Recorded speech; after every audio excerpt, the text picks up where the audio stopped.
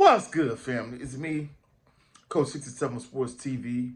Shout out to the awesome and amazing LDBC, Lions Den Broadcasting Community.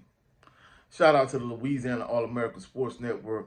Last but definitely not least, shout out to the greatest university in the world, the Southern University, home of the mighty Jaguars.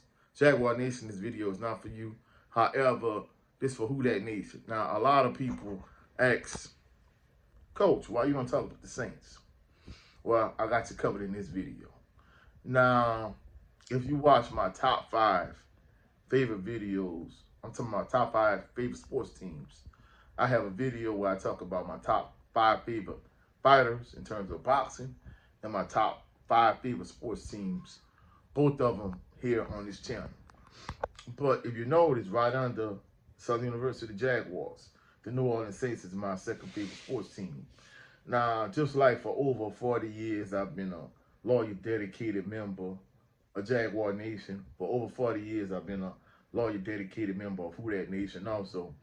And, a lot of people, the first couple weeks, they were ready to jump out the window and got carried away. Hey, Coach, the Saints going to be the second team to play a Super Bowl in their own stadium or arena or whatever the case may be. And I'm like, hope. Pump the brakes. It's way too early in the season to come, to that type of conclusion. I mean, we were only two games in. So, I've seen seasons where the Saints go 5-0 and not even make the playoffs. And, another season where the Saints get off to a hot start and they get bounced in the first round of the playoffs. So, at the end of the day, I love the Saints, but I'm cautiously optimistic, and I'm going to be truthful. The Saints is really the thing from a sports standpoint that kind of, especially when Southern got smacked by Jackson State, it was the thing that really kind of kept me afloat from a sports standpoint, because guess what? The Jags lost in the Boombox Classic to J-State, but the Saints put a beat down on the Cowgirls. So that kind of kept my spirits up. So, I've been cautiously optimistic with the Saints. Going into yesterday's game, I knew not having Taysom Hill was going to be a huge loss because, truthfully speaking, in short yardage situations, Taysom Hill, he the man in short yardage situations. There's no two ways about it.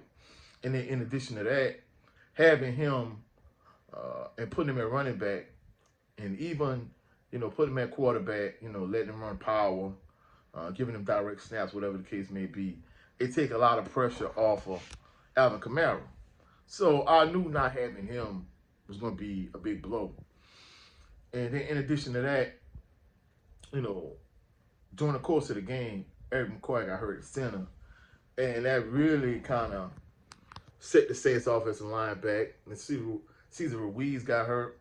So, truthfully speaking, the offensive line, even really from the outset of the game, the Eagles saw what the Saints did the first couple of weeks, running a lot of zone. And that's one thing about Derek Carr. I'm unapologetic about this. I feel like it's a quarterback. He made it best. A lot of people acting like after the first couple of weeks, he a franchise quarterback. If he was that guy, he'd still be in Las Vegas. Let's just keep it a buck. So, I wasn't ready to jump out the window the first 2 weeks with Derek Carr. Dennis Allen, he is not Sean Payton. He's not a world beater head coach. He's not Bill Belichick. He's not, whoever you want. Dean to be like an all-time great head coach. Dennis Allen is not that guy. Let's just be truthful. So getting into the game itself, of course, the Saints lost 15-12 to the Eagles. Certain points during the game I think were vital and critical points. First and foremost, I'm not gonna lie, the defense, the first half were lights out. I mean, they played well. I mean, they got multiple turnovers. The Eagles turned the ball a couple times. They turned it over on downs. The defense played well, but the issue is, of course, not having Taysom Hill, Eric McCoy getting hurt during the course of the game, and the run game just wasn't effective. Teams saw what they did to the Cowgirls last week. and then the Carolina Panthers the week before. So the Eagles, they adjusted to the Saints from a running game standpoint in terms of that wide zone. They really, they really came prepared for that. They made, the Eagles were terrible in terms of run defense the first couple weeks, but they made the adjustments, and I'm not gonna lie, the Saints offensive line struggled, and then of course, like I said, during the course of the game, Eric McCoy and Cesar Ruiz, they both got hurt, and then, without having a dominant run game like you had the first 2 weeks, and without having a clean pocket, the first couple weeks, Derek Carr looked like Superman the first couple weeks. And yesterday, he looked like Clark Kent. He was mid at best. He was mediocre at best. He struggled. And that's the thing about it. And then in terms of Dennis Allen, from a coaching standpoint, you see that your offense is struggling. Your defense is playing lights out. Even when he tried to mix the run and the pass, the Eagles defensive line gave the Saints offensive line fits. I think the major key critical, it was a few critical turning points in the game, but to me, him trying to go for it on 4th down, man, that was a stupid call in my opinion. In that instance, you take the 3 points, you keep it pushing. Passing on that field goal, really, it was the difference of the game. If you kick that field goal, instead of now you losing 15-12, it's 15-15. But instead, you lose 15-12, and then I see the last real critical turning point is, you got a huge situation where you up, now you finally winning. Let me phrase that, you winning again. The Eagles got the ball, and you let Dallas Goedert go for like 60 yards in that situation. First of all, I don't know why you don't play zone in that situation. Me personally, I'd have played zone. That's just my opinion in that scenario. But even if you gonna play man, look, AJ Brown not out there, and Devontae Smith not out there. So he was the only person that you really had to look for. So to me, that was stupid that you playing man. They run 2 crossing routes. 2 of your defenders run into each other, and he just running free down the sideline off the crossing route. Man, that was just stupid to me.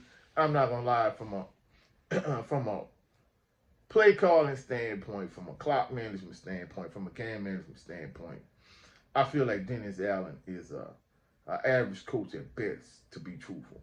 So I think that's the thing that's gonna get me.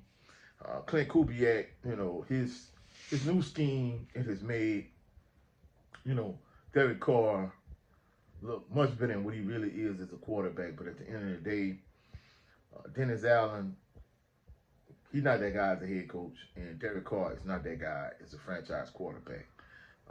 For the first couple of weeks, he looked like Drew Brees. I'm not even gonna lie.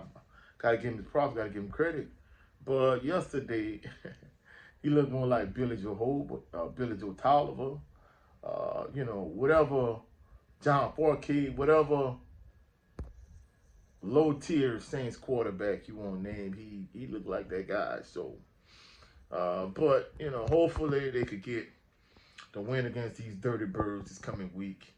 Hopefully, you get Eric McCoy back healthy, you get Taysom Hill healthy, get Cesar Ruiz healthy. You get your offensive line back, you get Hill back, and you get back to running the ball, and then using that run game to help set up the passing game. And in terms of game management, Dennis Allen got to do a better job as the head coach. But that's it for this video. If you found any value in this video, like the video, share the video, comment in the comment section, subscribe to the channel. Also click the notification bell so you can be alerted anytime I post any new videos. I'll catch y'all on the rebound. Y'all have a blessed, phenomenal evening. Peace and blessings.